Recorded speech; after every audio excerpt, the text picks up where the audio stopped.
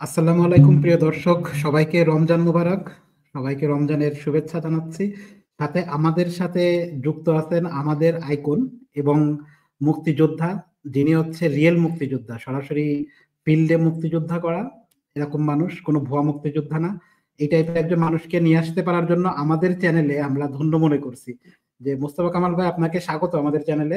আমাদের চ্যানেলটা আসলে কোনো দলের পারপাস সার্ভ করে না। আমরা খুব নিরপেক্ষভাবেই কথা বলার জন্য ট্রাই করি, একদম যেটা নিরপেক্ষ সেটাই। তো এটা হচ্ছে আমাদের চ্যানেলের বৈশিষ্ট্য, এবং আমরা মাত্র জাস্ট 2-3 মাস মতো রান করছি শুধুমাত্র নিরপেক্ষভাবে, কোনো দলের না, নিরপেক্ষভাবে কথা বলার জন্য। এটা আপনি আপনার নিজের চ্যানেল হিসাবেই কথা বলতে পারবেন। আপনি এখানে কোনো বাদ বিচার নাই, কোনো কিছু আটকানো হয় না আমাদের চ্যানেলে। সবাই সুন্দর মতো কথা বলতে পারে, এটার জন্য আমাদের চ্যানেল খোলা। তো আমি আসলে আপনার কাছে জানতে চাচ্ছি যে মুক্তিযুদ্ধ আমাদের কাছে, আমরা মনে করেন আপনার ছাত্র, আপনার ছাত্র হওয়ারও যোগ্যতা নাই, তারপর ধরে নিচ্ছি আপনার ছাত্র। তা আপনি আমাদের শিখান একাত্তরের চেতনা যেটা আমাদের ছিল, সাম্য, মানবিক মর্যাদা ও সামাজিক ন্যায় বিচার, এই তিনটা মনে হয়। তো এই তিনটা এবং 24-এর ঠিক একই টাইপের, মানে সামাজিক ন্যায় বিচার, বৈষম্য বিরোধী, এটার জন্যই আন্দোলন হলো। আন্দোলন হওয়ার পরে একটা পক্ষ থেকে আওয়াজ তুলছে যে 71-71 এগুলো সব বাদ বাদ দিয়ে নতুন করে তারা সংবিধান, নতুন করে সবকিছু করবে। কিন্তু আমার কাছে মনে হচ্ছে 71 হচ্ছে আমার বাবার, আমার বাপ চাচা আপনাদের, আর 24 হচ্ছে আপনাদের আছে কিন্তু আমাদের, আমাদের দাবি করি। কিন্তু দুইটাই কিন্তু একই উদ্দেশ্যে, কিন্তু কেন, কে এটাকে বিভাজন করার জন্য ট্রাই করছে সমাজের? জি, মোস্তফা কামাল সাহেব। আসসালামু আলাইকুম আমার প্রিয় দেশবাসী। রমাদান মোবারক সবাইকে। দাউদ ভাই যে প্রশ্ন করছে যে এই 71-এর মুক্তিযুদ্ধ, এটাকে দূরে ঠেলতে চেষ্টা করতেছে অনেকে। এটা দূরে ঠেলতে অনেকে চেষ্টা করতেছে এই জন্যই যে এই দুষ্কৃতিকারী এই 71-এও ঢুকা ছিল, এখনো ওই দুষ্কৃতিকারীরা ঢুকে রয়েছে। এখন তারা কখনো চাচ্ছে না যে 71টা স্টাবলিশড হোক মুক্তিযুদ্ধ হিসাবে। তারা এখন দেখা যাইতেছে যে ওটাকে যদি ডিটোরেট করতে পারে, তাহলে তারা পরবর্তীতে চলে আসবে, বুঝছেন, 24-এর কথা বললা 24কে স্টাবলিশ করতে চেষ্টা করবে। মানে এমন এক সময় আসবে, এমন কোন একটা ঘটনা ঘটবে, 24কেও তারা ডিটোরেট করে দিবে। কিছু সংখ্যক লোকই আছে, তাদের কাজই হচ্ছে এই ধরনের কাজ করে বেড়ানো। সো 71 ছিল, ওটা থাকবে, কারণ 71 হচ্ছে বাংলাদেশের অস্তিত্বের সাথে জড়িত। বাংলাদেশ হয়েছে 71 হওয়ার পরে। বাংলাদেশ কিন্তু 71 আগে ছিল না, ওটা ছিল পূর্ব পাকিস্তান। 71-এ যারা মুক্তিযুদ্ধ করছে, আমিও ছিলাম, আমি দেখছি কারা মুক্তিযুদ্ধ করছে। এবং ওই মুক্তিযুদ্ধ শেষের পরে, দেশ স্বাধীনতার পরে, যে এই একটা শ্রেণী ওই চেতনাকে বিক্রি করতে করতে করতে করতে এখন পর্যন্ত চলে আসছে। এবং ওই চেতনাকে তারা এখন আবার বিক্রি করে এখানে বিভাজনের সৃষ্টি করতেছে, জাতির মধ্যে বিভাজন সৃষ্টি করতেছে। কিছু লোক আছে, ওটা বিএনপির মধ্যে আছে, আমি নাম বলতেছি না, তারা বিএনপি কে ডুবাইছে। তারা 111 তারাই আনাইছে বিএনপির মধ্যে থেকে দেয়া। তারা আবার চাচ্ছে এভাবে কোনো কিছু একটা নিয়ে আনানো যায়। আওয়ামী লীগ তো শেষ হয়ে গেছে, ওটার কোনো অস্তিত্ব নাই। ওটাকে ব্যান করলে ওটা অস্তিত্ববিহীন, ওটা থাকলে ওটা অস্তিত্ববিহীন। কারণ মরা মানুষ, বুঝছেন, ওটাকে যত ওষুধ খাওয়ান ওটা জেতা হবে না, বুঝতেছেন তো, ওটা শেষ হয়ে গেছে। এখন এই যেগুলি আওয়ামী লীগের ভিতরে ছিল, ওই লোকগুলি, কিছু লোক বিএনপির ভিতরে ঢোকা, বুঝছেন, মানে চেহারা লুকায় রাখছে তারা। আমি জানি, আমি এদের নাম বলতেছি না। এরপরে কি তারা এখন চেষ্টা করতেছে আবার কোনোভাবে বিভাজন সৃষ্টি করা যায়। কারণ এদের গাত্র দাহন হচ্ছে যে এই যে 24-এর যে স্বাধীনতা চলে আসলো, মানে কি ওটা তো আর 71-এর স্বাধীনতা না। ওটা স্বাধীনতা হচ্ছে ফ্রিডম অফ কোর্টের স্বাধীনতা, ওটা ফ্রিডম অফ প্রেসের স্বাধীনতা, ওটা ফ্রিডম অফ রাইটের স্বাধীনতা। ওই যে স্বাধীনতা চলে আসলো, ওইটা তারা সহ্য করতে পারতেছে না। কারণ 16 বছর যেভাবে তারা ডিটোরাইট করছে, যেভাবে সাবডি করছে বাংলার জনগণকে, তারা মনে করছে যে এভাবেই আমরা চালাইয়া যাব, এভাবেই চলতে থাকবে। কিন্তু যেহেতু এটা তাদের তো এটা সাকসেসফুলিটি লাভ করতে পারলো না, এখন তারা ওই ভিতরে ঢুইকা, বুঝলেন, এগুলিকে বিভাজন করার চেষ্টা করতেছে। আমি পুরো জাতিকে অনুরোধ করে বলবো যে এই লোকগুলিকে চিহ্নিত করে রাখেন, এবং এই লোকগুলিকে আপনি ইয়ে করে রাখেন, কিনা কয়, সময় মতো এদের এদের বিচারের জন্য আপনারা ইয়ে হন, রুখা দাঁড়ান। আমার সবচেয়ে বড় একটা কমপ্লেন হচ্ছে আমার এই ইউনুস স্যারের উপর। কোনো কমপ্লেন নেই আমার, আমি জানি না, হয়তো বা আমি জানাচ্ছি, 7 মাস রান করতেছে এই ইউনুস স্যার। অথচ যেই খায়রুল হকের জন্য বাংলাদেশের হাজারে হাজারে মহিলা বিধবা হইল, হাজারে হাজারে ছেলে মারা গেল, হাজারে হাজারে ভাই মারা গেল, হাজারে হাজারে ভাগিনী মারা গেল, ওই খায়রুল হক যে তত্ত্বাবধায়ক সরকারকে করে দিছিল, সে কোথায়? তার বিচার কেন হচ্ছে না? ইউনূস স্যার, আপনারা যদি তার বিচার না করতে পারেন, কোনো চিন্তার কারণ নাই, কারণ আমরা তখন মক ভায়োলেন্স করব, এবং মক ভায়োলেন্সে আপনারা কিছুই করতে পারবেন না। ওটার প্রমাণ দেয়া দিয়েছি আমরা, 32 নম্বরের বাড়ি ভাঙ্গা, কিছুই কেউ করতে পারে নাই। তাকে ধরেন, তাকে আনেন, তাকে কোনো বিচার নাই, তাকে সরাসরি ফাইন্যান্স করে দিয়ে মাইরা ফেলান। যেভাবে কিউবার বিপ্লবের পরে, যেভাবে রাশিয়ার বিপ্লবের পরে, যেভাবে ওই ভেনেজুয়েলার বিপ্লবের পরে, যেভাবে আপনার এই যে ইরানের বিপ্লবের পরে এই পারপিটেটর গুলিকে কোর্টে নেওয়া হয়েছিল, কোর্টে নিয়ে যাওয়ার পরে কোর্টে তাদেরকে জিজ্ঞেস করা হয়েছিল তোমরা কি এই ক্রাইম গুলি করছো, তারা বলছে যে না, আমরা এই ক্রাইম গুলি করি নাই। তখন যে জজ ছিল, যে জুরি ছিল, তারা বলছে আমাদের কাছে যেসব ধরনের প্রুফ আছে, ওই প্রুফে বলতেছে তোমরা পারপিটেটর ছিলা, তোমরা এই অকারেন্সের সাথে জড়িত ছিলা, তোমাদের এখন সাজা মৃত্যুদণ্ড। সাথে সাথে অর্ডার দিল এদেরকে নিয়ে যাও ফায়ারিং স্কোয়াডে, নিয়ে এদেরকে মৃত্যুদণ্ড কার্যকারিতা করো। তো ওরকম মৃত্যুদণ্ড আমরা দেখতে চাই।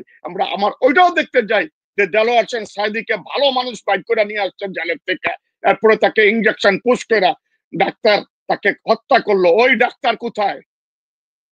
ওই বোর্ড কোথায়? দেখতেছি না স্যার। আমার কোনো কমপ্লেন নাই, আপনারা যা করতেছেন ঠিক করতেছেন, অন্তত পক্ষে চুরি নাই আপনাদের ভিতরে। কেউ বলতে পারবে না যে ইউনূস গভর্নমেন্টের যে ক্যাবিনেট আছে ওটা চুরি করছে বা চুরি ধরা পড়ছে। যেখানে চুরি নাই ওখানে আস্তে আস্তে সব ঠিক হয়ে যায়। আমরা চাচ্ছি এই লোকগুলির বিচার। এই লোকগুলির বিচার যতক্ষণ পর্যন্ত না হবে, ততক্ষণ পর্যন্ত আমি বা আমরা বা আমাদের মনে শান্তি আসবে না। আমাদের গাত্র দহন হচ্ছে, এরা কোথায়? আরেকটা কথা আমি বলতেছি, বাংলাদেশের এনএসআই, ডিজিডিএফআই এমনকি পানির নিচে লুকায় থাকলেও বাড়ি করে আনতে পারে। এখন কোথায়? ওই ডিজিডিএফআই গুলি তো আছে, ওই লোকগুলি আছে, ওই পুলিশগুলি আছে, বা কিছু কম আছে। এখন তাদেরকে কেন বাড়ি করা হচ্ছে না? এখানে কোন গেম খেলা হচ্ছে? কারাই গেম খেলতেছে? এই গেম খেলা কিন্তু এখন পার পাবেন না। প্রশ্ন আপনার। জি, মোস্তফা কামাল ভাই, আমাদের সব থেকে আমরা দুঃখের সাথে জানাচ্ছি, আমাদের যে শহীদ পরিবার আছে না, দেখেন এরা এখনো হাসপাতালে কাতরাচ্ছে, এদের এখনো চিকিৎসার জন্য কোনো ব্যবস্থা গ্রহণ করছে না। এবং নতুন দল খুলছে, আমরা স্বাগত জানাচ্ছি নতুন দলকে, কিন্তু এদের চিকিৎসার বিষয়ে আপনি কিছু বলার আছে কিনা? এখন তো দেখলাম গত সপ্তাহে যে ডিক্লারেশন দিছে, আজীবন যারা আহত তারা 15,000 করে পাবে, এবং যারা নিহত হয়েছে, শহীদ হয়েছে, তারা 20,000 করে পাবে, এবং কত 10 লক্ষ টাকা না 6 লক্ষ টাকা করে পাবে। এক নাগাতে আপনি 2 লক্ষ পাবে, বাকিটা পরে পাবে। তো কিছু তো হয়েছে, কিছু তো করছে। আর একটা গরিব দেশের ভিতরে এবং চাকরির ক্ষেত্রে যাইয়া তারা প্রায়োরিটি পাবে অ্যাকর্ডিং টু দ্যার স্ট্যাটাস। কিছু তো হয়েছে, কিছু তো করছে। এতদিন পর্যন্ত স্টপ ছিল, যে ডিক্লারেশন আসছে অন্তত আমি তো কিছু তো তারা করছে এই ব্যাপারে। জি, আর একটা বিষয়। জি জি বলেন, আপনি বলেন। আমি বলছি আরেকটা, এরকম একটা গরিব দেশের ভিতরে যেখানে একদম ইকোনমি বুঝান মানে ধৈসা পড়ছে, ওখানের ভিতরে ভাই এর থেকে বেশি আর কি করতে পারে বলেন? একটা লোককে দিচ্ছে 10 লক্ষ টাকা, এবং তার প্রতি মাসে তাকে 20,000 দিবে, এবং চাকরির ক্ষেত্রে যাইয়া তাকে প্রায়োরিটি দেওয়া হবে অ্যাকর্ডিং টু স্ট্যাটাস অনুযায়ী। তো আমি মনে করি যে এটা মোটামুটি করছে, যেটা করছে এটাতে আমি হোপফুল এবং আমি স্যাটিসফাইড। জি, আরেকটা বিষয় আছে, দেখেন বাংলাদেশ থেকে ব্রেন ড্রেন, যেটা বাইরের থেকে বাংলাদেশের ভালো ভালো স্টুডেন্ট বাইরের দেশে মানে ইউরোপ, আমেরিকা এসব জায়গায় চলে যাচ্ছে। এই চলার হার আমি মানে পরিসংখ্যান থেকে কোট করছি, গত 6 মাসে বাড়ছে 15 গুণ। এবং 55% তারা জরিপ চালায় আছে বাংলাদেশ থেকে, 55% ছাত্রই, ভালো ছাত্র যারা আছে তারা চিন্তা করছে বাংলাদেশে তাদের কোনো ভবিষ্যৎ নাই। বাংলাদেশ সরকারের কি করা উচিত বলে আপনি মনে করেন? ভাই এটাকে যদি ফুলফিল করতে হয় তাহলে লং টার্মের ব্যাপার, এটা শর্ট টার্মে হবে না। যখনই আমি দেখা গেছে একটা ভালো সাবজেক্ট থেকে পাস করছি, যেমন মনে করেন জিওলজি কোনো ইউটিলিটি বাংলাদেশের ভিতরে নাই, অ্যাপ্লাইড ফিজিক্স এন্ড ইলেকট্রনিক্স এগুলির কোনো ইউটিলিটি বাংলাদেশে নাই। আমি তো চাবোই বুঝছেন, আমি আরো বেশি পাওয়ার জন্য, এটা তো কোনো খারাপ না। আমি যখনই বাড়ি চলে আসবো তখন দেখা যাবে যে ওই গ্রাউন্ডের উপরে যদি আমি কোনো এক্সপার্টাইজ কোনো কিছু আমার থেকে আমি এক্সপোজ করতে পারি, ওখানে আমাকে রেসিডেন্ট পারমিট দিয়ে দিবে। যেমন আপনি মানে ওয়েস্টার্ন কান্ট্রি, লন্ডন বলেন, জার্মানি বলেন, আমেরিকা বলেন, কানাডা বলেন, অস্ট্রেলিয়া বলেন, নিউজিল্যান্ড বলেন, তো আমি তো ওদিকে ইনক্লাইন হবই ভাই। এটা তো কোনো অপরাধ না। এবং এই জিনিসটাকে ঠিক করতে হইলে এটা লং টার্মের একটা ডিসিশনের ব্যাপার, এটা ছোটখাটো সময় হবে না। কারণ আমি নিজেও চলে আসছি বাইরে, আমি না এটিতে আমি নিজেও স্কলারশিপ নিয়ে আমি চলে আসছিলাম, বাইরে চলে আসছি, আমাকে ধরে রাখতে পারে নাই। তখন তো চাকরি এতটা ছিল না, ক্রাইসিস ছিল না, বাইরে চলে আসছি, আইসা দেখলাম যে আমি দেশে থাকলে পরে যে ফ্যাসিলিটিস পাবো এর থেকে অনেক বেশি ফ্যাসিলিটিস আমি পাচ্ছি, তাই তো আমি দেশকে বলি নাই। আমি এখানের ভিতরে কাজ করতেছি, করতেছি, আমি দেখা গেছে যে কোটি কোটি টাকা বাংলাদেশের রেমিটেন্স দিচ্ছি, তো এটা কি বাংলাদেশের একটা প্রাপ্য না? অফকোর্স এটা একটা প্রাপ্য। যদি আমি না আসতো, আমার মতো দর্জন না আসতো, তাহলে তো রেমিটেন্সটা যাইতো না। জি এটাও একটা দেশের কন্ট্রিবিউশন। জি। আর আমার আপনার কাছে আমাদের আরেকটা প্রশ্ন আছে, সেটা হচ্ছে বাংলাদেশের রিফর্ম বলছেন, রিফর্ম মানে কি সংবিধানকে সম্পূর্ণ বাতিল করে নতুন সংবিধান রচনা করা, নাকি ইনস্টিটিউশন গুলা যেগুলো মনে করেন পুলিশের সংস্কার, সেনাবাহিনীর মধ্যে সংস্কার, রাজনৈতিক দলগুলোর মধ্যে সংস্কার, কোনটাকে বোঝায়? এখানের ভিতরে কতগুলি জিনিস একদম মেজর পার্টের, যেমন মনে করেন পারিবারিক রাজতন্ত্র, মানে রাজতন্ত্র বলা চলে, চলতেছে এটা বাংলাদেশ হওয়ার পরে, কিন্তু এটা রিফর্ম হোক, আমি চাই এটা রিফর্ম হয়। আমি মনে করি বাংলাদেশের ভিতরে লক্ষে লক্ষে যোগ্য লোক রয়ে গেছে, তারা ওই পোস্ট হোল্ড করতে পারে, ওই পোস্ট হোল্ড করার তাদের ক্যাপাসিটি আছে, এটা রিফর্ম হোক। রিফর্ম হোক যেখানের ভিতরে ঘোষ দুর্নীতি চলতেছে, প্রত্যেকে আসতেছে, কেমনে আসতেছে, ওদের সবকিছু জিনিসের একটা ক্লু আছে, ওই ক্লুটা কোথায়, ওগুলিকে অবলিটারেট করে দেওয়া, শেষ করে দেওয়া, ওটা রিফর্ম হওয়া উচিত। এসব ধরনের জিনিসগুলি রিফর্ম হওয়া উচিত। এবং পুরো কনস্টিটিউশন আপনি চেঞ্জ করতে পারবেন না, পুরো কনস্টিটিউশন আপনি কেমনে চেঞ্জ করবেন? কারণ কনস্টিটিউশনটা দেশের যে সার্কামস্টেন্সেস, যেসব পরিপ্রেক্ষি আছে ওটার উপরে বুঝছেন আপনার ইয়ারটাকে, কনস্টিটিউশনটাকে বানানো হয়েছে। এবং পুরো কনস্টিটিউশন চেঞ্জ করতে পারবে না, ওটাকে রিফর্ম করতে পারবে। রিফর্ম গুলি কি হাই লেভেলের যেসব ধরনের ইয়াগুলি আর্টিকেল গুলি আছে, ওই আর্টিকেল গুলিকে আপনি কি করবেন, ইরেজ করে নতুন আর্টিকেল ওটার সাথে যোগ করবেন, বাড়াবেন অথবা কমাবেন, এটা রিফর্ম হতে পারে। কিন্তু পুরো কনস্টিটিউশন রিফর্ম, এটা আমি আমার বুঝে আসে না ভাই। জি। আরেকটা প্রশ্ন, আপনার বাংলাদেশ সচিব, যারা সচিব শেখ হাসিনার আমলেও যারা সচিব ছিল, অথবা সচিব, উপসচিব অথবা অতিরিক্ত সচিব ছিল, তারাই শশা পদে বহাল আছে, আপনি কি বলেন? আমি একটা কথা বলি ভাই, 7 মাস হয়েছে না এই গভর্নমেন্ট চলতেছে, একসাথে ভাই সবকিছু পারবেন না। একটা সচিব কিন্তু অনেক এক্সপিরিয়েন্স লোক, আপনি যতই মেধাবী হন, আপনাকে যদি ওই পোস্টে বসানো হয়, আপনি ওই পোস্টটা ঠিক মতো আপনি রান করাইতে পারবেন না। তো 7 মাস হয়েছে তারা বসে আছে, দেখেন কি হয়।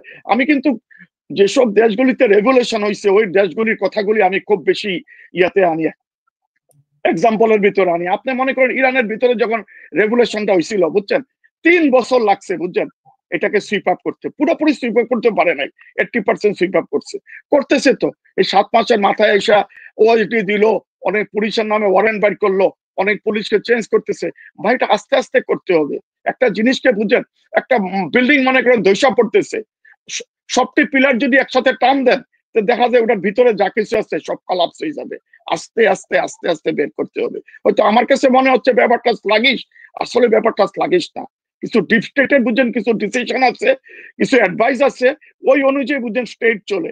তো আমি এই ব্যাপারে কোনো, আমি ইউনূস স্যারকে যে ক্যাবিনেট বা যারা আছে তাদেরকে আমি কোনো দোষী সাব্যস্ত করব না। আর এখন কিছু কথা আছে আরো, অনেকে বলতেছে যে আওয়ামী লীগের ছিল, ভাই ছিল আওয়ামী লীগের, আমি একজন আওয়ামী লীগের ছিলাম, এখন কি করতেছে ওইটা দেখেন। আমার অনুরোধ, এখন কি করতেছে ওইটা দেখেন, এখন কি বলতেছে ওইটা দেখেন। জি, আপনাকে ধন্যবাদ। আমরা দুইজন দর্শক আছে আমাদের, প্রশ্ন নিয়ে আপনার কাছে আবার আসছি। নজরুল ইসলাম, আপনার প্রশ্ন। সম্মানিত সঞ্চালক ভাই, অতিথিবৃন্দ, বিশ্বের যে যেখান থেকে দেখছেন শুনছেন, আমার বক্তব্য বিরোধী রাজনৈতিক দলগুলোর 5ই আগস্টের পূর্বে নয়, পূর্বে নির্যাতিত হয়েছেন, আন্দোলন করেছেন, রক্ত দিয়েছেন, কিন্তু 5ই আগস্টের পরে তাদের ভূমিকা, বিরোধী দল আওয়ামী লীগ এবং জাতীয়বাদী 14 দল ছাড়া অন্যান্য রাজনৈতিক দলগুলোর ভূমিকা ন্যাক্কারজনক, ধিক্কারজনক। রাজনৈতিক দলগুলো একে অন্যের জাঙ্গি নিয়ে টানাটানি করছে। নতুন ছাত্রদের দল নিয়ে ব্যস্ত না থেকে আওয়ামী লীগ মোসাদকে কৌশলে ধ্বংস করতে তাদের ব্যস্ত থাকা তারা ছিল। রাজনৈতিক দলগুলোকে আন্দোলন করার জন্য খেতা বালিশ নিয়ে, চিরামুড়ি নিয়ে রাস্তায় শুয়ে থাকা উচিত ছিল শাপলা হত্যা, পিলখানা হত্যা, সম্প্রতি ছাত্র জনতা হত্যার বিচার চাওয়া, গুম হত্যা, আয়নাগর, ক্রস ফায়ারের জুতার বিচারের দাবি করা, 22 লক্ষ কোটি টাকা পাচার, 6 লক্ষ কোটি টাকা ঋণ খেলাপি আদায়ে দ্রুত আলটিমেটাম দেওয়া, সুইস ব্যাংকের টাকা ফেরত আনা, বেগমপাড়াবাসীদের তদন্তের ব্যাপারে সময়ের আলটিমেটাম দেওয়া, তারপর রিজার্ভ শেয়ার ভল্টের সোনা চুরি যারা করেছে তাদের দ্রুত বিচারের দাবি জানানো, তারপর বেনজির আজিজ, এস আলম, দরবেশ স্ট্রংদের ব্যাংকের লুটের টাকা ফেরত আনার জন্য আন্দোলন করা, ইসরায়েল ভারতের প্ল্যানে তিনবার জাতি নির্বাচন হতে বিরত ছিল, 3 বারের জন্য অন্ততপক্ষে আওয়ামী লীগকে নিষিদ্ধের দাবি করা, তা না করে তারা যে কি শুরু করেছেন, আসলে রক্ত তো তাদের যায় নাই। ধন্যবাদ সবাইকে, আসসালামু আলাইকুম। আপনাকে অনেক ধন্যবাদ প্রশ্ন করার জন্য। মনির ভাই, আপনার প্রশ্ন সংক্ষিপ্ত আকারে। জি, ধন্যবাদ দাউদ ভাই এবং বীর মুক্তিযোদ্ধা মাসুদ কামাল ভাই, আসসালামু আলাইকুম। ওয়ালাইকুম সালাম।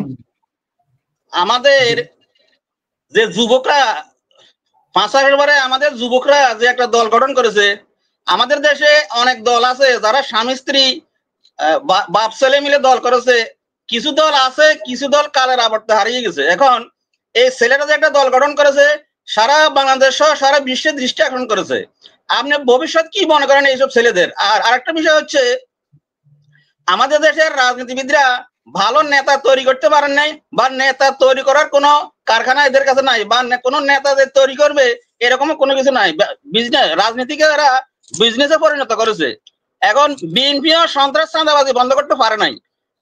বা বাংলাদেশের এখন যে সমস্যা আছে, এই সমস্যার সমাধান না করে ওনারা শুধু নির্বাচনের কথা বলেন, বা জুলাই আন্দোলনে যারা নিহত আহত হয়েছে এদের চিকিৎসার কথা না বলে বিএনপি শুধু নির্বাচনের কথা বলে।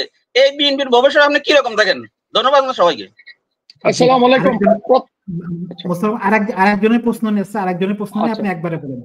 আচ্ছা, ওকে। রিপন ভাই, আপনার প্রশ্ন যদি থাকে। রিপন ভাই, আসসালামু আলাইকুম।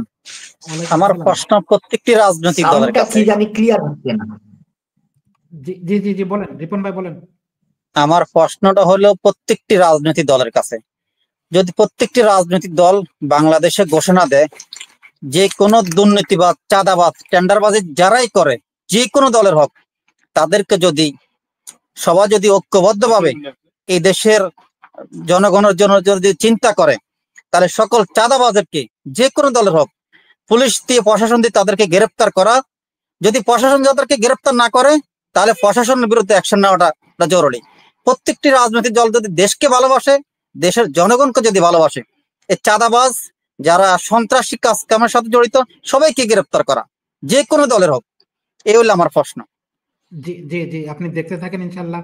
মোস্তফা কামাল ভাই, আপনি 4জনের প্রশ্ন আছে, 3জনের, সরি। আচ্ছা, প্রথম প্রশ্নটা ভাই কি করছিলেন আমাকে? আপনি কিন্তু বলে গেছেন, আপনি প্রশ্ন করেন নাই আমার কাছে। মানে নজরুল ইসলাম ভাই, আপনি আবার প্রশ্নটা যদি করে দেন। আপনি কনক্রিট ভাবে প্রশ্নটা আমার কাছে করে প্লেস করেন। মোস্তফা কামাল, এই নজরুল ইসলাম ভাই, আপনার প্রশ্নটা কি ছিল আরেকবার বলেন।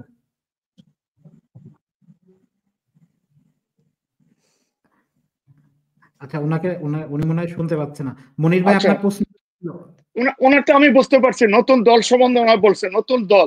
আমি নতুন দলকে কনগ্রাচুলেশন জানাচ্ছি। এই জন্য জানাচ্ছি ভাই, কোন ইয়ার ভিতরে স্বর্ণের গোডাউনের ভিতরে বুঝছেন, যখন স্বর্ণ ভরা থাকে বাইরে কিন্তু বুঝছেন এসকর্ট রাখা হয়। কেন জানেন? প্রহরী, পাহারাদার। এরা হচ্ছে আমাদের পাহারাদার। এই নতুন দল যারা, তারা সবচেয়ে বড় প্রাপ্য। এটা চুরি করবে, হাতে ধরবে এরা। আমি আশাবাদী সাকসেস হোক আর না হোক দল হিসাবে, কিন্তু তারা এই ব্যাপারে সাকসেস হবে। এই অনেকগুলি জিনিস কিন্তু এরা দেখাইছে কইরা। 32 নম্বর ভাঙ্গা চুর করছে, এরাই করছে। যে সনে বড় বড় বাংলাদেশের ভিতরে 7 মাসের ভিতরে অফেন্স গুলি হয়েছে, এরাই গিয়ে দেখা গেছে ম্যাক্সিমাম গুলি মিনিমাইজ করছে। আমি মনে করি তারা নেক্সট এগুলি করবে। দরকার নেই আমার সিট দিয়ে কি করবেন আপনি? সিট দিয়ে আপনি কি করবেন? আর এরপরে যে তারা যে কোন রকমের কোন একটা বড় কিছু দেখাবে না, এটা আপনি কি করে বুঝলেন? দেখছেন ইমরান খানের তারিকে ইনসাফ, যে পার্টিটা কেউ কল্পনা করছিল যে এই পার্টি পাওয়ারে চলে আসবে, চলে আসছে পাওয়ারের ভিতরে। এখন ভাই মানুষ অত্যাধিক পরিমাণ সচেতন, সে কাকে কার ভোট দিবে। আপনার সাথে আমি চলতেছি, আপনি তো আমার চাচা, ইলেকশনে দাঁড়াইছেন, কিন্তু আপনি যে আমার ভোটটা পাবেন এর কোনো গ্যারান্টি নাই। কথা বলতেছেন কি? আমি অনেক আশাবাদী ভাই, এবার কোন চোর ছাচ্চর পাস করতে পারবে না। পয়সা খরচ করবে, পয়সা খাবে। যদি ইলেকশন যদি কোনো ম্যানিপুলেশন না হয় এবং ওখানে যদি ভোট দেওয়ার যদি বুঝছেন পুরোপুরি ইন্ডিপেন্ডেন্সি থাকে, ইনশাআল্লাহ কোনো চোর পাস করতে পারবে না। বাংলার মানুষ অনেক সচেতন। সচেতন যদি না হইতো 16 বছর সাফার করার পরে এমন একটা রেভুলেশন করে না, কয়েকটা ছেলে মিল্লাই রেভুলেশনটা করছে। এরপরে পরে করেন এরা ইলেকশন করতেছে কেন? আমির খসরু সাহেব, আমি নাম ধরাই বলে ওনার কথাটাই বলতেছি, ওনায় কি জেলের থেকে বাইরিয়া বলে নাই বাংলার মানুষ কি আরো 5 বছর অপেক্ষা করবে নাকি ইলেকশনের জন্য?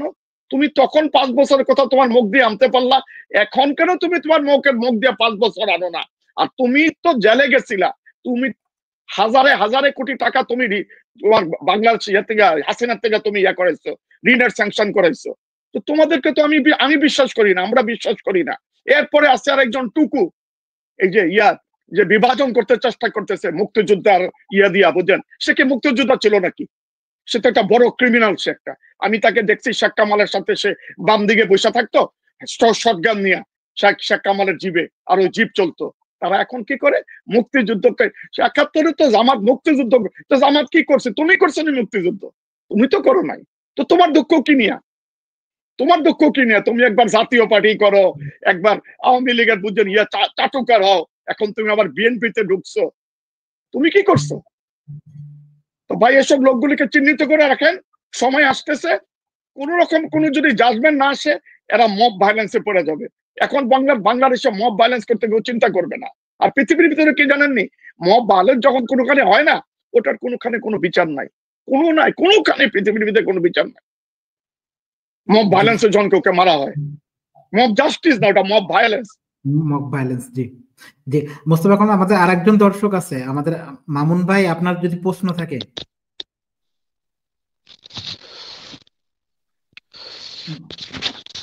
মামুন ভাই, আপনি কি শুনতে পাচ্ছেন? আপনার যদি কোনো প্রশ্ন থাকে।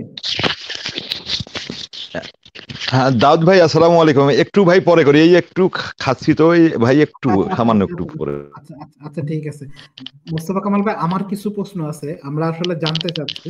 যেমন আমি আজকে পত্রিকায় দেখলাম রংপুরের মুখপাত্র মানে বৈষম্য বিরোধী ছাত্র আন্দোলনের মুখপাত্র নাহিদ হাসান, প্রথম আলোর রিপোর্ট, নাহিদ হাসান চাঁদাবাজির কারণে সে চাঁদাবাজি করছে সেটার সম্পূর্ণ ডিটেলস রিপোর্ট দিছে।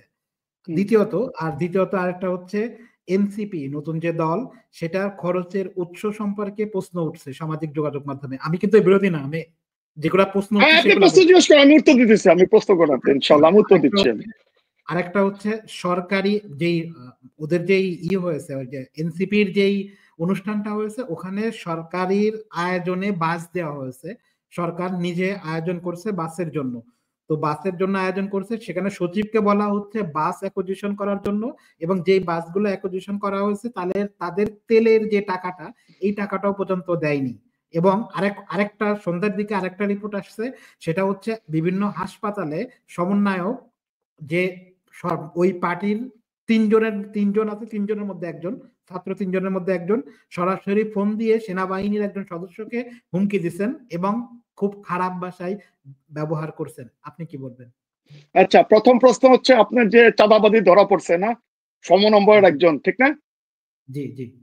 আচ্ছা, আমি একটা কথা বলি, আপনার যদি মনে করেন 50 জন একটা দলের ভিতরে থাকে, আপনি কি মনে করেন সবাই কি একদম ক্লিন? না। তো ওটার ভিতরে একজন ধরা পড়ছে এবং কি হয়েছে, তারা তো অ্যাকশন নিচ্ছে, ওটা তো অ্যাকশন নিচ্ছে, এটা হয়ে আসছে, চলমান জিনিস পৃথিবীতে। এটা রাসূল সাল্লাল্লাহু আলাইহি ওয়াসাল্লাম সময় দেখা গেছে, বুঝছেন, তার সাথে বৈশা রইছে, কথা বলতেছে, অথবা বাইরে গিয়ে মুনাফিকি করতেছে। এটা নতুন জিনিস না তো ভাই, এটা কোনো নতুন জিনিস না। এটা তো বলতেছে, তারা এদেরকে ধরতেছে, করে এদের বিচার করবে সমন্বয়করা। আচ্ছা, প্রথম প্রশ্নের উত্তর। দ্বিতীয় প্রশ্নের উত্তর হচ্ছে কি, টাকা কোথায় পাইলো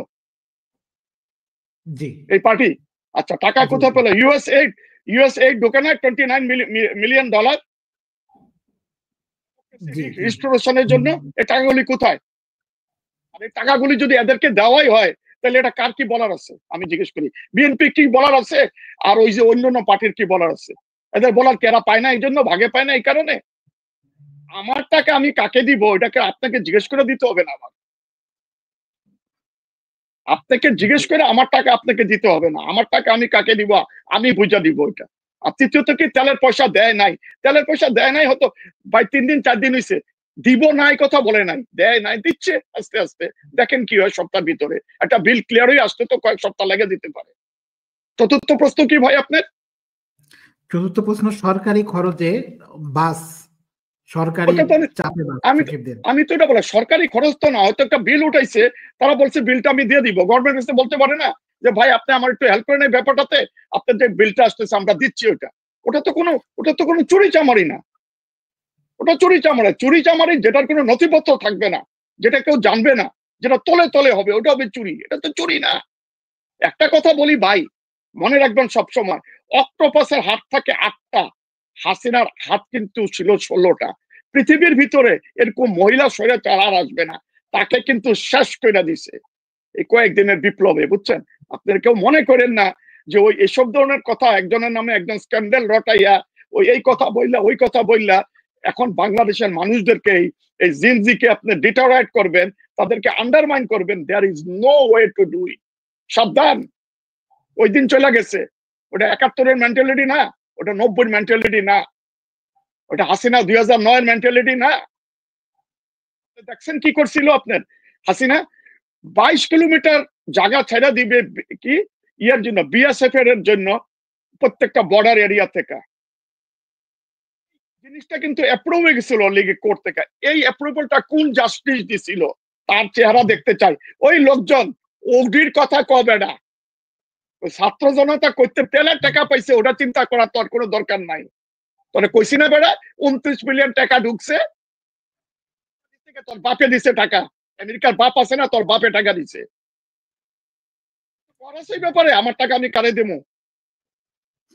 না ঠিক আছে, এই যে 22 কিলোমিটার জায়গা যে ইয়া করছিল, এটা ছিল একটা পলিসি, ওই যে ইহুদি দখলদারদের মতো। 22 কিলোমিটার নিয়ে, বুঝছেন, কিছুদিন পরে করতো কি জানেননি, যা লাগবে না এটা 10 কিলোমিটার ছেড়ে দিলাম, বাকি 10 কিলোমিটার তারা নিজেদের অ্যানেক্সেশন ডিক্লারেশন দিত। এমনি করতে করতে করতে করতে বাংলাদেশ পুরাটাকে হড়প করে ফেলাইতো এই ভারত। এসবের বিরুদ্ধে কেউ কোনো কথা বলতেছে না। তেলের টাকা পাইলো কই? পার্টি কি দিয়া চলে? আমি দাওয়াত করলাম একটা বাড়ির ভিতরে 500 লোক খাওয়াইলাম, এখন আরে ভাই টাকা পাইলো কই? বেটা তোর দরকার টাকা করতে পাইছি আমি? আমি যদি চুরি করে থাকি তুই বার কর আমি চুরি করছি, আর যদি তুই না বার করতে পারো চুপ থাক। প্রথম বৈষম্য সৃষ্টিকারী লোক এসব মেন্টালিটির লোক, এদেরকে ডিটোরাইট করেন, এদেরকে রিজেক্ট করেন, এদেরকে আন্ডারমাইন করেন। এরা পারপেট্রেটর, শত্রু। জি মোস্তফা কামাল ভাই, আমরা নতুন দলের একটা একটা ওদের যেই মৌলিক যেই মানে কি বলে এটারে মৌলিক চেতনা আর কি, মূল যেই ভিত্তি, সেখানে এক জায়গায় বলা আছে বহুত্ববাদ। বহুত্ববাদ বলতে আসলে তারা কি বোঝাচ্ছে? বহুত্ববাদ বলতে আমার কাছে মনে হচ্ছে যা এটা প্রত্যেকটা রিলিজিয়ানকে বুঝেন ইয়া দেওয়া, ধর্মনিরপেক্ষ। ধর্মনিরপেক্ষ। হ্যাঁ, ধর্মনিরপেক্ষ বলতে ভাই ওইটা ওই ধর্মনিরপেক্ষ না, আওয়ামী লীগের ধর্মনিরপেক্ষ না। আওয়ামী লীগ যে ধর্মনিরপেক্ষের কথা বলতো এটা কমপ্লিটলি একটা বুঝে নিষিদ্ধ মতবাদ। আমি বহুতবার বলছি আমার টক শোর ভিতরে। আপনি কি জানতে চান এর পার্থক্যটা কি? জি জি অবশ্যই। আচ্ছা, আওয়ামী লীগের যে ধর্মনিরপেক্ষতা ছিল ওটাকে বলা হতো সেকুলারিজম। এখন ব্রিটিশের অক্সফোর্ড চেম্বার এবং ক্যামব্রিজ ডিকশনারি যদি কাউন্ট করা হয় এবং ওটার থেকে যদি আপনি ডেফিনেশন বাইর করেন, what is the definition of the secularism, ওখানে কি বলবে জানেন? The doctrine which is not related with the religion is called secularism. অর্থাৎ যে ফতোয়াটা, যে তন্ত্রটা ধর্মের সাথে কোনো সম্পৃক্ততাই নাই, ওটাকে বলা হয়েছে ধর্ম নিরপেক্ষ। যে দেশের ভিতর 92% লোক মুসলমান, আর ওখানের ভিতরে কোরআন এবং হাদিসের কোনো কিছুর সাথে কোনো মিল নাই, ওটা তো ভাই কেউ অ্যাকসেপ্ট করবে না। ওই ধর্ম নিরপেক্ষতা বলতো যেটা বলতেছে এই আওয়ামী লীগ। কিন্তু এখন যেটা বলছে বহুত্ববাদ, আমার মনে হচ্ছে বহুত্ববাদ বলতেছে ওই যে ওই কোরআনের যে কথা, লাকুম দীনুকুম ওয়ালিয়া দিন, তোমার জন্য তোমার ধর্ম, আমার জন্য আমার ধর্ম। বৌদ্ধ তার উপাসনা করবে, হিন্দু তার উপাসনা করবে, মুসলমান তার উপাসনা করবে, যার যে টাকা ঠিক রাখা। আমার কাছে আমি যতটুকু বুঝতেছি বহুত্ববাদ বলতে এটাই বুঝাইছি। জি, আমরা অনুষ্ঠান শেষ করব। অনুষ্ঠান শেষ করার আগে আপনার কাছে আরেকটা প্রশ্ন আমাদের, যেহেতু এখন রমজান মাস চলছে।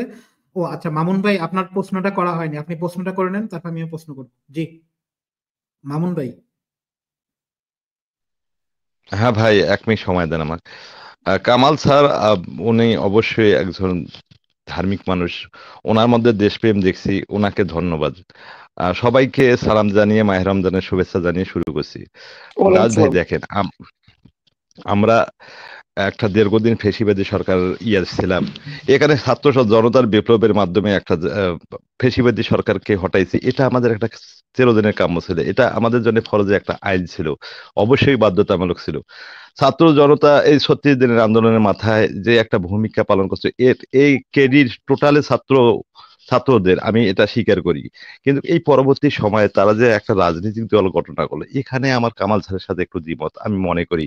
কারণ এই ছাত্র সমাজটাকে আমরা একটা বিপ্লবী ছাত্র সমাজ হিসেবে দেখতে চাইছিলাম, যে সকল রাজনীতি দলের পক্ষান্তরে এরা বিপ্লব করবে, বাংলাদেশের মাটি মানুষের দেশের পক্ষে থাকবে, দশের পক্ষে থাকবে, সাধারণ মানুষের পক্ষে থাকবে, এরকম একটা আমরা আশাবাদ আমাদের প্রত্যেকের মনে ছিল। কারণ আমরা এই যে ফেসিবাদকে দেখেছি, নতুন করে যে ফেসিবাদ সৃষ্টি হবে না এর কোনো গ্যারান্টি নেই।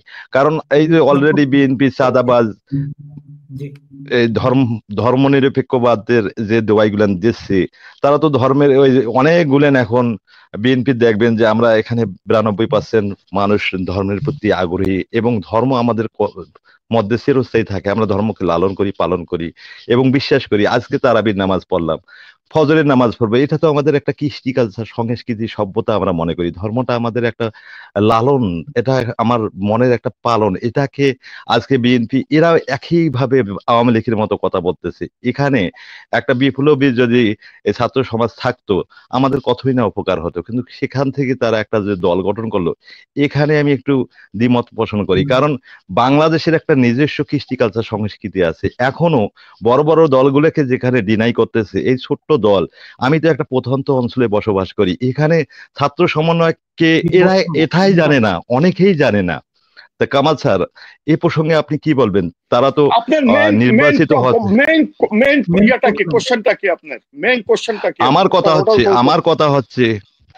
আমার কথা হচ্ছে যদি এরা বিপ্লবী ভাবেই থাকতো, ওই যেমন তারা আন্দোলন করছিল এইভাবে থাকলে মনে হয় ভালো হতো। কিন্তু একটা দল গঠন করার সাথে তারা একটা স্বার্থপরের জায়গায় চলে গেছে। এই স্বার্থপর থেকে আমি উত্তর দিচ্ছি, আপনার কথা উত্তর দিচ্ছি, আমি বুঝতে পারছি, আমি উত্তর দিচ্ছি।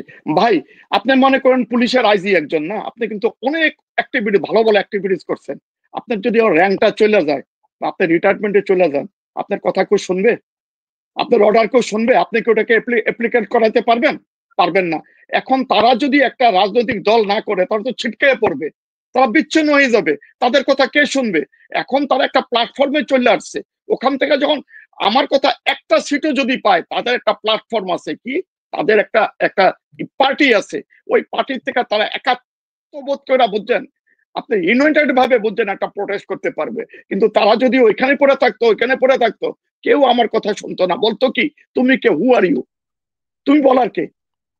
এই জন্য ভাই, এটা আপনারা বুঝতে পারেন না, এটা যেটা হয়েছে এটা পারফেক্ট হয়েছে। ওই মেন্টালিটির লোকগুলি, বুঝছেন, এই পার্টিকে ডিক্লারেশন দিচ্ছে। এটা কিন্তু অন্য খান থেকে আসে নাই এই পার্টিগুলো। এবং কি বলছে দেখছেন হাসনাত আব্দুল্লাহ সার্জিস, যে ইসলামের উপরে যদি কোনো চিলতুল পরিমাণ কোনো কিছু আসে, ওটা আমাদের রক্তের উপর দিয়ে পাড়াইয়া যাইতে হবে, ওটাকে এস্টাবলিশ করতে হবে। এর থেকে বেশি আপনি কি চান? আপনি 16 বছরে দেখছেন আলেমদেরকে কি করছে? আজকে এই বাংলাদেশের এই হাসিনার এই গজবের মেইন কারণ কি জানেন? এই ইসলামকে ডিটোরাইট করাটা। আমি বারবার বলছি, আমার বন্ধু বান্ধব যারা আছে, বন্ধু বান্ধব তো নাই, কার সাথে কথা বলবো, আমার এরকম মেন্টালিটির লোক আমি খুঁজে পাই না। আমি তাদেরকে বারবার বলছি যে গজব আসতেছে, আমার ভিডিওতেও আমি বলছি গজব আসতেছে। আল্লাহ তাআলার যারা মানে দিনকে প্রতিষ্ঠা করে যে কথাবার্তা বললে বেড়ায়, তার ভুল ভ্রান্তি থাকতে পারে, সে তো ওটা করতেছে, আমি করতে পারতেছি না, আমার ওই ক্যাপাসিটি নাই। ওই লোকগুলির নখ উঠে নিয়ে আসছে, 10 বছর 12 বছর আয়না ঘরে রাখছে। তাই মনে করছি কি এমনিই চলছে, এভাবে চলে নাই। আমার কথা হলো, যে ইসলামের ফেভারে কথা বলবে, যে ইসলামের জন্য, বুঝেন, মানে প্রস্তুত থাকবে, ওটার প্রত্যেকটা আরকান হাকামকে এস্টাবলিশ করার জন্য, আমি ওটার সাথে আছি। ওটার সাথে যদি একটা লোকও থাকে পৃথিবীতে, ওটা আমি মনে করি আমি গুনাহগার লোক, আল্লাহ আমাকে মাফ করবে, কিন্তু ওই ম্যানিফেস্টো থেকে আমি সরে যাইতে রাজি না কোনোভাবে। আমি মনে করি ছাত্র জনতা যে পার্টি করছে, ভালো পার্টি করছে, একটাও সিট না পাক, কিন্তু তারা তো রেজিস্ট্রেশনে যাবে, তাদের একটা পার্টির নাম আছে, একটা আকাম হইলে তারা ওই পার্টির পক্ষ থেকে ওটাকে প্রোটেস্ট করতে পারবে। এবং এই প্রোটেস্ট কিন্তু ওই হাসিনার প্রোটেস্ট মনে করেন না, জাতীয় পার্টির প্রোটেস্ট মনে করেন না, ওই গামা কাদেরের প্রোটেস্ট মনে করেন না, বুঝছেন? যে আমি দাঁড়াই যাবো আপনি বয়াই দিবেন, ওই প্রোটেস্ট না ভাই। থাকেন ভাই, আপনাদের হয়তো বুঝছেন চিন্তা ভাবনা হয়েছে কি জানেননি, একটু কম, আপনার হয়তো বয়স এরকম হয় নাই, কিছু দেখেন নাই ভাই। 68 সনে দেখে আসছি, বুঝছেন, ছাত্র আন্দোলন, 69-এর ছাত্র আন্দোলন দেখে আসছি, 71-এর মুক্তিযুদ্ধ, 75-এ বুঝছেন সেখানে ইয়ার ভিতরে কবরে পাড়ায় দিয়েছি। কথা বলতেছেন কি, মার খাইছি 71, 73, 74, 75-এর যে জাসরের আন্দোলনে, বুঝতেছেন 90-তে দেন এরশাদের অবস্থা কি। বাঙালি কিন্তু অনেক সচেতন, আর মুনাফিক এগুলি থাকবেই, পারপেট্রেটর এগুলি থাকবেই। এগুলোকে চিহ্নিত করেন, বাইর করেন এবং এদেরকে আইনের সম্বোধন করেন। কোনো কথা নেই, এদের সাথে কোনো কম্প্রোমাইজ নাই। দেন না টুকু কি বলতেছে, জামাতে তোমরা তো মুক্তিযুদ্ধই করো নাই, তো কি হয়েছে মুক্তিযুদ্ধ করো নাই? মুক্তিযুদ্ধ তুমি করছো? বাংলাদেশের তো লোক ছিল 7.5 কোটি, কটা লোকে মুক্তিযুদ্ধ করছে দেখছেন ইন্ডিয়াতে যে কি করছে এরা, কি বানাইছে, কি খাইছে?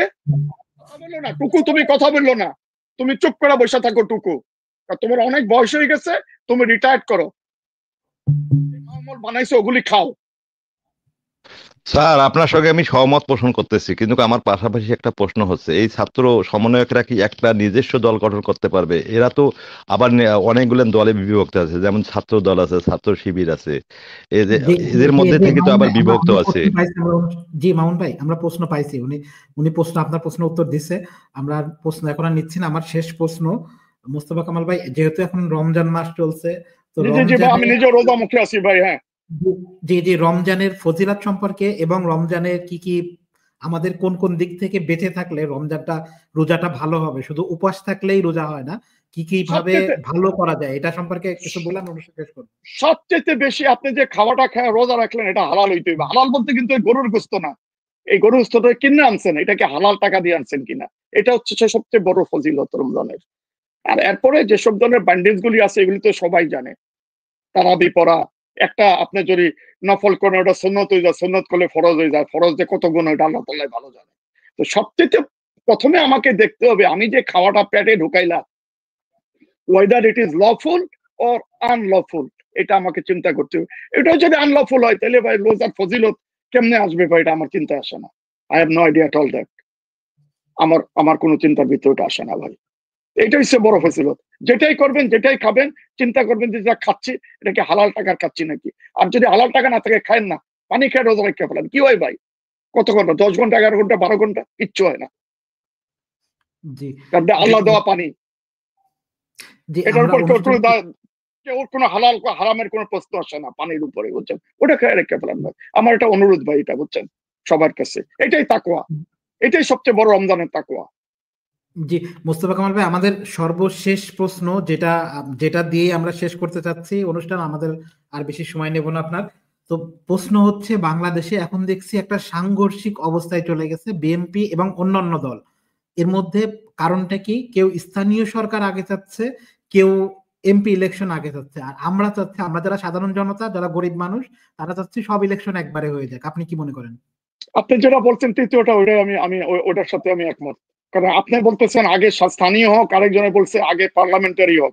এখন স্থানীয় হবে না, পার্লামেন্টারি হবে না, সবগুলো একলগে হবে। সো আপনার যে থিমটা আছে ওইটাও ইফেক্টিভ হবে না, আমার যে থিম আছে ওইটাও ইফেক্টিভ হবে না, এটা ওভারঅল চলে গেল।